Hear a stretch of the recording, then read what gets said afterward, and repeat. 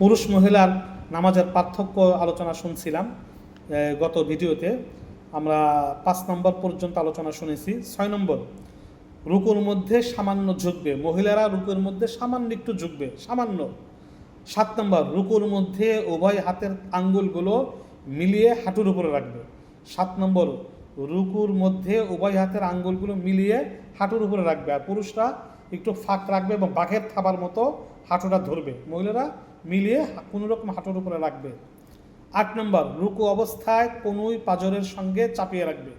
রুকু অবস্থায় পুরুষরা কনুই পাঁজর থেকে আলাদা রাখবে, আর মহিলারা একদম পাঁজরের সাথে মিলিয়ে রাখবে। 9 নম্বর, রুকুর মধ্যে উভয় পা একবারে সোজা করে রাখবে না, বরং হাঁটুকে সামনের দিকে কিছুটা বাঁকা করে দাঁড়াবে। পুরুষরা রুকুতে গিয়ে একদম সোজা থাকবে, একটু সামনের দিক ঝুঁকে থাকবে। মহিলারা সামান্য ঝুঁকে এই হাঁটুকে সামনের দিকে বেশি ঝুঁকাবে না, উভয় পা একেবারে সোজা করে রাখবে না, একটু বাঁকা করে দাঁড়াবে, পুরুষের মতো সোজা হতে হবে না। 10 নম্বর, যথাসম্ভব মাটির সাথে চেপে সিজদা করা।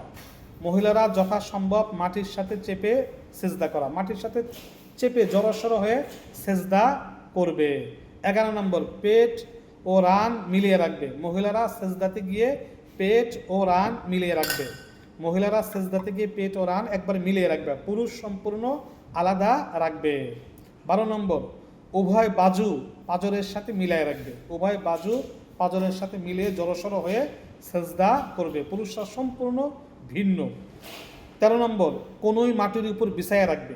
মহিলারা কনুইটা মাটির উপর বিছিয়ে রাখবে, বিটিয়ে বা রানের সাথে মিলিয়ে দিবে, আর পুরুষরা কোনো অবস্থাতে মাটির উপর বিছাবে না, উঁচু থাকবে এবং সাজদা অনেক দূরে হবে, যাতে মাঝখান দিয়ে কিছু যাতায়াত করতে পারে। পরবর্তী ভিডিওতে